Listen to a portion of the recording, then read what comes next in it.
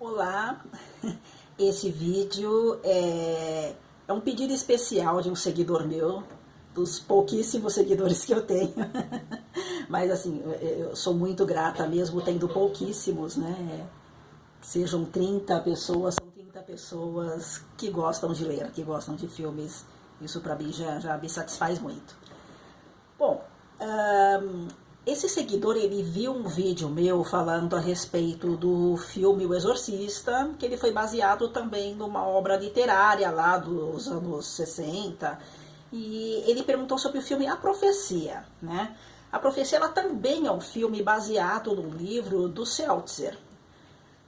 Esse livro do Seltzer, ele tem uma coisa interessante com relação à adaptação do filme, porque o livro foi publicado quase no mesmo tempo em que o Seltzer fez a adaptação para o filme e para o cinema, né? Existem duas versões desse filme, que é a versão lá da época de 70, eu acho que é de 76, se eu não me engano, né? E uma versão, acho que de 2006, que aliás o diretor fez questão de estrear no mês 6, no dia 6 de 2006, né?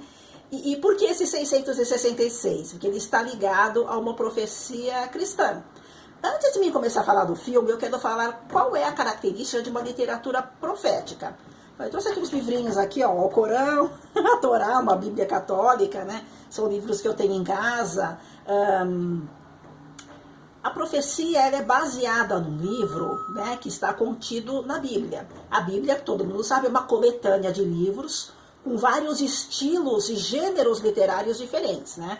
Dentro da Bíblia você vai encontrar Gênesis, né? Gênesis é um tipo de livro que vai falar sobre a criação da raça humana e das espécies que estão no mundo. Ela é comum em, vamos dizer assim, quase todas as culturas ou quase todas as religiões, né, que vão abordar dentro da escrita ou da fala, né, da religião de cultura oral, né? E vai falar como que foi a criação do mundo. Então, Gênesis é o que vai caracterizar como cada religião fala sobre o nascimento do homem e das espécies que estão na Terra. A Bíblia contém outros livros também, que são livros de censo, né, que vai calcular o número de pessoas, são livros jurídicos, né, que vai falar a respeito de leis, livros legislativos, né, que fala a respeito das leis que regiam os povos naquela época. E é bem interessante, se você for pegar, tem até bibliografia, né? Porque a maioria dos livros são escritores, né? Que eram antigos profetas, falando a respeito acerca da vida deles, né? E como que era a ligação deles com a religião, com a crença deles.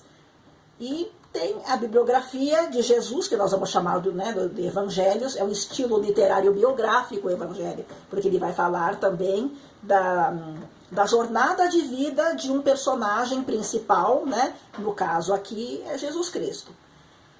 Por que eu falei essa pequena, vamos dizer, essa pequena introdução? Porque o filme A Profecia, ele está baseado no último livro da Bíblia cristã, que em alguns livros é chamado de Apocalipse, em outros é chamado de Revelação. Ele é um livro de característica profética, né? O que é profético? Sabe aquele tipo de literatura na qual você vai predizer o futuro, né? E dar, assim, pareceres a respeito da condução da jornada do homem, né? Se as coisas não tomarem um outro rumo, ou se as coisas não tiverem alguma mudança na vida, a tendência da raça humana, ou daquele planeta, ou daquele grupo de pessoas, é tomar um destino, às vezes, trágico, né? A maioria dos livros proféticos sempre vai trabalhar com essa questão do trágico, do sofrimento, para que a pessoa alcance o bom senso, a luz, né? No caso do cristianismo, é a comunhão com o Espírito Santo, a comunhão com Deus, que vai fazer com que aquelas coisas que foram profetizadas de maneira trágica cessem e o homem viva em graça com Deus, né?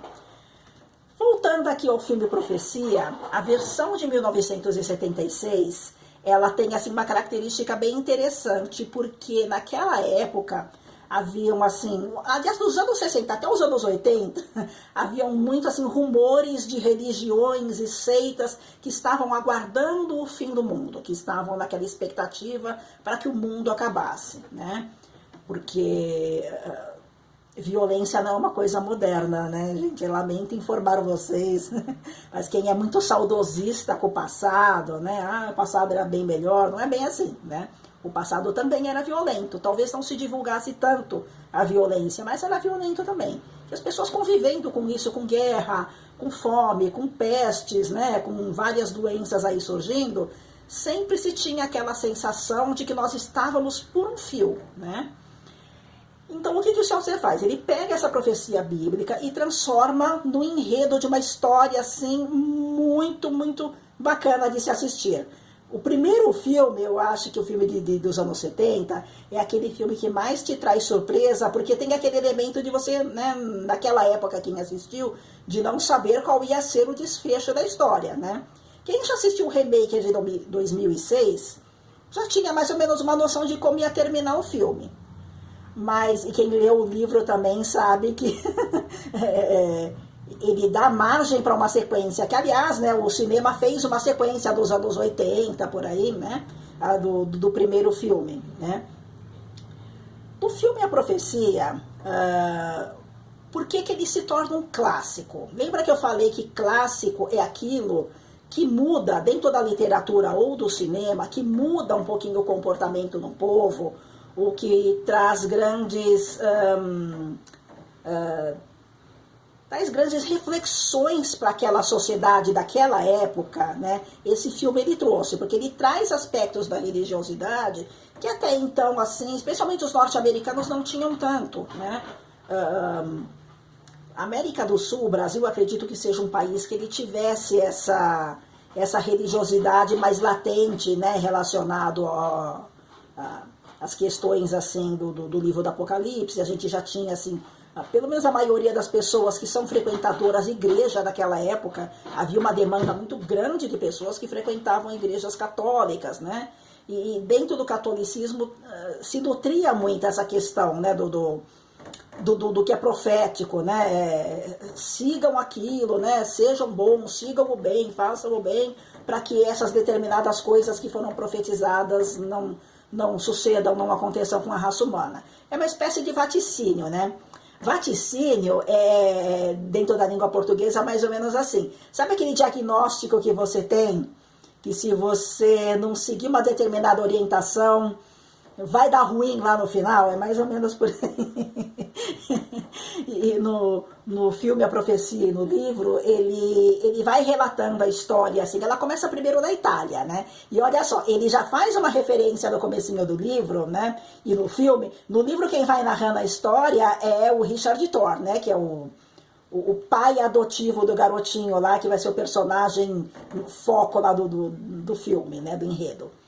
Ele vai relatando que eles estão no mês 6 de 1966, às 6 horas da manhã, a mulher dele está em trabalho de parto, e ele já recebe a notícia de que o bebê morreu, né? E chegando no hospital, um padre convence ele de que a mulher dele não vai mais poder ter filhos, ela vai ficar muito traumatizada, né? E vai aos pouquinhos lá no ouvido dele, convencendo ele que seria muito bacana ele adotar uma criança, que tem uma criança órfã lá, né? Uma criança, eles colocam o bebê mais lindo do mundo, né? Acho que para chamar a sua atenção também. E tem um bebezinho lá que o padre diz que é órfão, não tem ninguém na família, ele até se parece com o filho dele.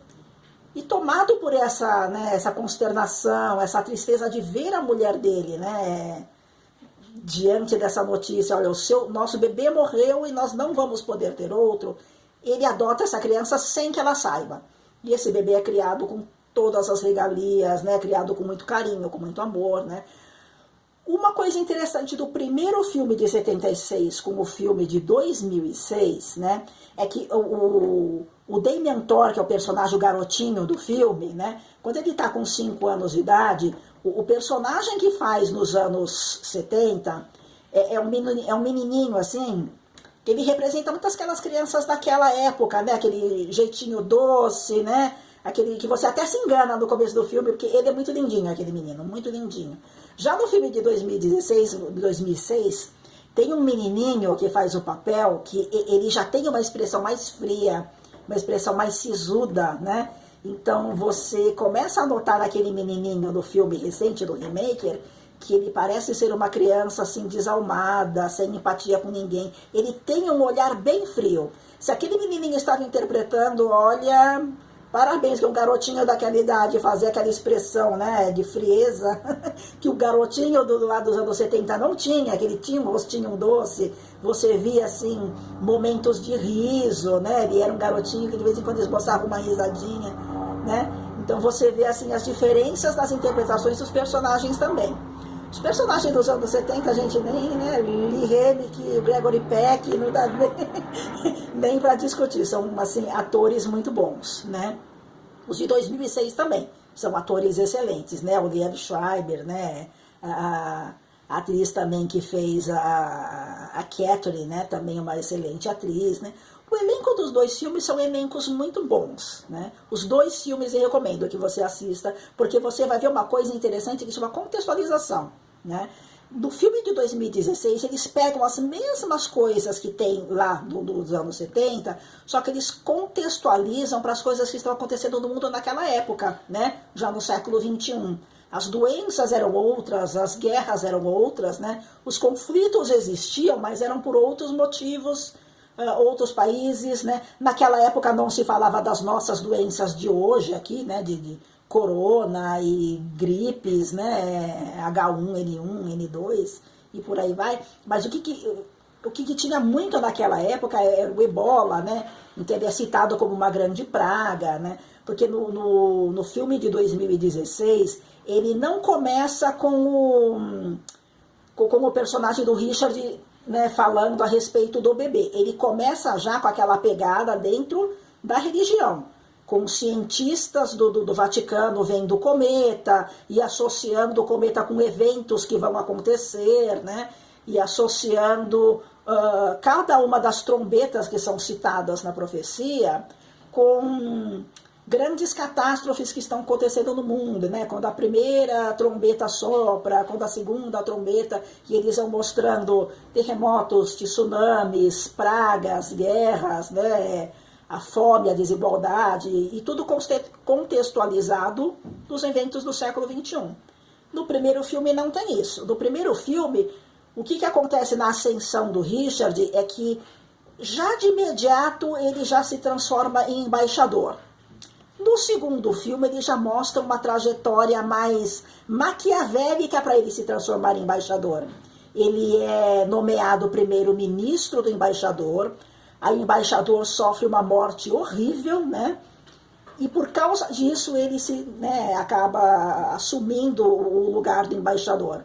E ele vai mostrando no segundo filme uma certa malícia que no primeiro filme não tem.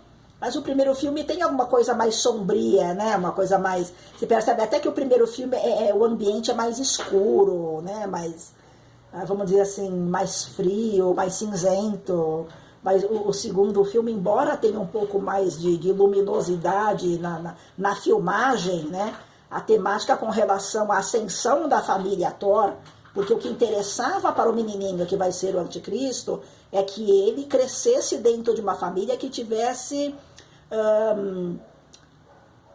toda a perspectiva de ser uma família muito poderosa, porque é isso que faria dele uma pessoa diferenciada no mundo, né? Porque o anticristo, segundo lá a teoria lá do Seltzer, ele vai nascer dentro de uma família que tenha ligações com economia, com política, com todos aqueles meios onde você possa manipular uma grande massa, né? O garotinho vai crescendo, uma coisa que é ponto comum em ambos os filmes de 70 e de 2006, é que quando o garotinho faz 5 anos de idade, eles dão uma festa pro menininho, né? No livro é 6 anos, no filme eles mostram 5 anos. Quando o garotinho faz essa idade, a primeira babá que toma conta deles, que em ambos os filmes é uma mocinha mais jovem, né? Um aspecto mais doce, parece mais uma pessoa mais insegura. ela, meio que inspirada por uma força muito maligna, né, muito sobrenatural, ela se suicida. E aí entra a babá. Do primeiro filme lá, a senhora Baylock é uma mulher bem sinistra, né, bem estranha, assim, né. No segundo filme, gente, a Mia Farrow que vai fazer a senhora Baylock. Ela faz muito bem o papel, mas acho que a mulher lá dos anos 70, ela é mais sinistra, assim, de fisionomia, o olhar mais frio, assim. E é ela que vai induzindo aos pouquinhos o comportamento do garotinho para que ele vai se afastando aos pouquinhos da mãe, cortando aquele laço que ele tem com a mãe, né? E cortando esse laço devagarinho, a mãe vai tendo certos conflitos internos, como se dentro do coração dela ela sentisse que aquilo não é cria dela, né? Não é o filho dela. E ela vai se sentindo ameaçada e ela põe na cabeça que aquilo dali pode ser, sei lá, um desajuste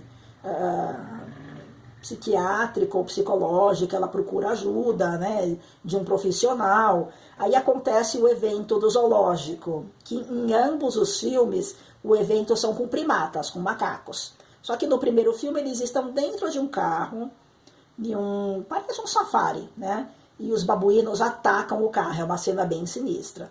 No segundo filme é um gorila por trás de aquela jaula de vidro, ele vai aos poucos se jogando no vidro e o vidro vai estilhaçando, assim. É bem tensa essa cena. Mas isso faz a Catherine, né, que é a mãe do garotinho, começar a pensar que aquela criança tem alguma coisa estranha ali.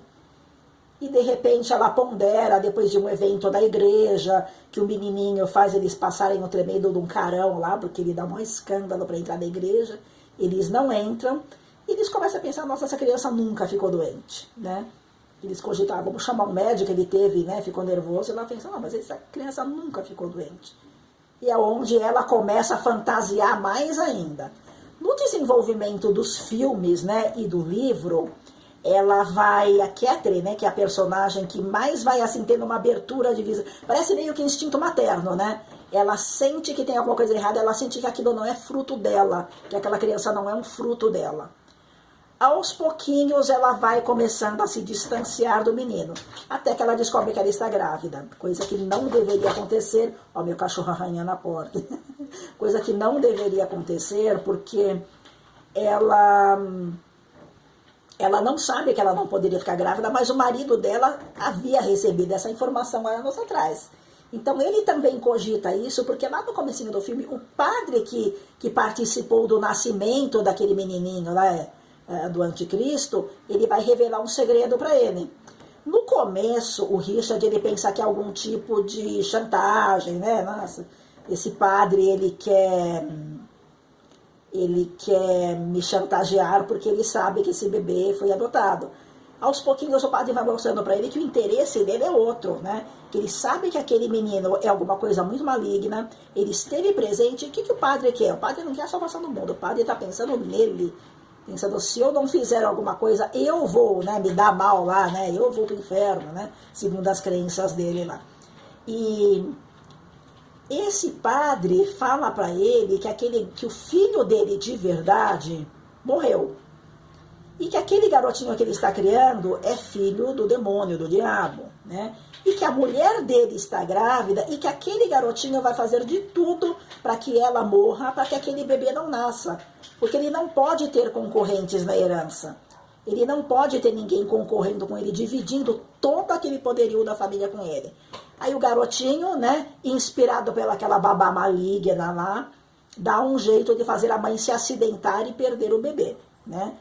Aquela babá do primeiro filme, no segundo filme, ela adota um cachorro, que é a representação de uma coisa muito maligna que está lá para guardar aquele menino, né? Aquele cachorro, gente, ele é bem sinistro, mas no livro, acredita, ele é mais sinistro ainda. Porque no livro, Richard Thor, ele vê a mulher, a babá, a senhora Baylock, saindo, né, com o cachorro à noite para que ele possa, né, fazer as necessidades dele. Só que em dado momento, quando ele já está mais perturbado por tudo que está acontecendo, ele vê o cachorro fazendo as fezes, né, no quintal lá do matinho, e ele vê a babá fazendo igual, se comportando igual a cachorro. ela também fazendo as necessidades dela lá no quintal, lá fora, no matinho, como se ela fosse um animal. Ele acha aquilo muito bizarro, muito estranho, muito sinistro. E ele começa, né, a insistir para que aquele cachorro vá embora e começa a desconfiar daquela babá. E assim, ele faz amizade com um fotógrafo, esse fotógrafo, no começo ele é meio cético, né? Mas esse fotógrafo, de repente, ele tira uma foto dele e ele vislumbra a própria morte. É quase que uma profecia particular do fotógrafo através das fotografias. Então, ele prevê a morte do padre, como o padre vai morrer. Ele vê que a babá morreu de um jeito que estava lá indicado nas fotos, né? Como uma corda no pescoço. No decorrer do livro e dos filmes também, o que vai acontecendo é que vai havendo uma junção entre esse fotógrafo e o Richard em busca da verdade. O fotógrafo, que era um pesquisador, ele consegue ter acesso a algumas informações que o Richard talvez não tenha. Só que ele lembra do nome de um padre que era exorcista que alerta eles a respeito do bebê. E esse padre, ele chega esse nome até ele através daquele... do Brenner, né, que é o padre Brenner que morre no começo do filme. Esse padre, se eu não me engano, acho que o nome dele é Bugenhagen. Ele é um padre e também arqueólogo. E ele fala que aquela criança é uma criança do mal, que aquela criança precisa morrer. E dá para ele todas as direções de como aquela criança deve morrer. Inclusive até com punhais, que são punhais específicos para liquidar o mal que existe dentro do corpo daquela criança. Bom, eu não vou contar aqui o desfecho do filme, porque vai que vocês querem assistir. Mas o desfecho do primeiro filme e do segundo são idênticos. Ele te dá uma surpresa no final, porque você tem a sensação de que a pessoa que morreu não é bem aquela que você está pensando. Mas é bacana. Os dois filmes, eles têm assim um final muito interessante e um final que faz você refletir, né? Até onde o mal é capaz de chegar para que se cumpra aquilo que é profético, né? Aquilo que é do vaticínio, né? Aquilo que é a receitinha que tem que seguir passo a passo para que aquele espírito tenha toda a ascensão que ele deva ter, né? Toda a projeção política e econômica que ele deva ter, para ele realizar aquilo que é o projeto dele na Terra, que é destruir a raça humana. Ele tem um poema que ele cita lá, que ele fala, né, quando os judeus voltarem ao Sião, um cometa rasgar o céu como um raio, eu e você vamos morrer, e do mar eterno ele se erguerá. Ele até faz uma associação desse mar eterno com a política, com o mar da política, né? Do mar eterno ele vai se reerguer, ele vai colocar o homem contra homem até toda a humanidade desaparecer. Se você for ver, em todos os tempos da história, o homem esteve contra o homem, né? O homem sempre guerreou contra a sua própria espécie. Isso é notório na raça humana desde que o mundo é mundo. Não é uma coisa só da modernidade, do nosso tempo. É uma coisa que vem de todos os tempos. Então, assim, o livro A Profecia, né, e o filme A Profecia, que é a adaptação do livro, ele é um clássico porque ele teve uma bilheteria bem considerável, especialmente a primeira versão de 70. A segunda versão, ela foi bem aceita porque ela seguiu bem o padrão do livro. Ela não saiu, não fantasiou, não saiu muito fora daquilo que o público esperava. Mas as pessoas que são fãs da profecia, elas tendem a ter, vamos dizer assim, uma paixão, né, mais pela primeira versão dos anos 70, porque a atuação dos atores também é muito boa, né? Não desmerecendo os outros, mas a atuação dos atores é muito boa, né?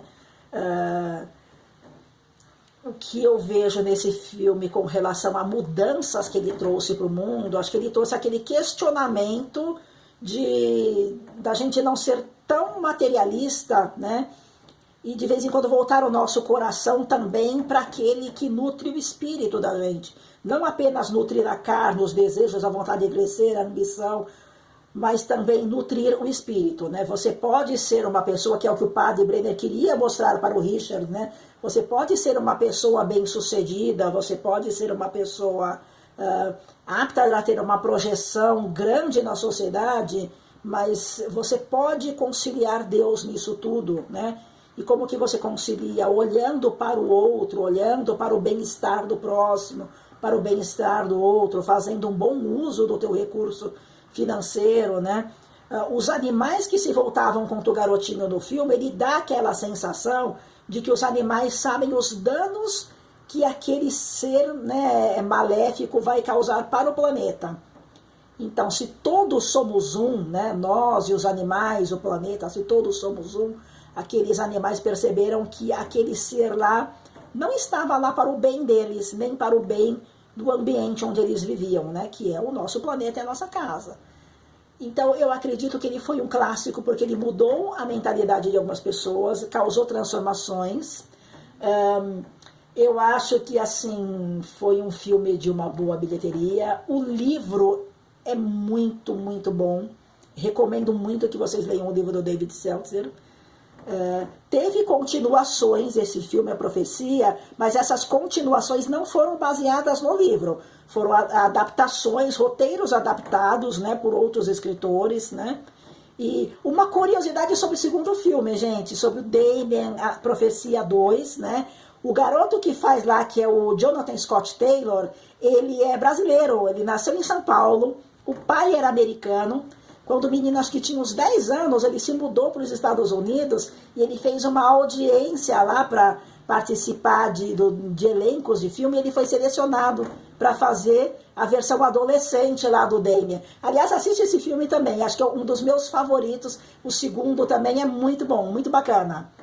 Leiam, assistam o filme, façam lá a sua análise. Eu não vou aqui falar o final, porque vai que tem, né, algumas raras pessoas que não viram esse filme, o que é muito difícil, acredito que não tenha, porque ele foi um filme muito comentado, mas, né, vale a pena assistir. E se gostou do filme, se gostou do livro, segue adiante com a leitura, porque a literatura, ela te traz um leque gigantesco de coisas maravilhosas para você ler, para você meditar, para você refletir sobre a vida. Mesmo que seja um clássico de terror, ele te ajuda a refletir sobre a espiritualidade, sobre a nossa comunhão, né, com o que a gente vai definir como espírito maior ou com Deus.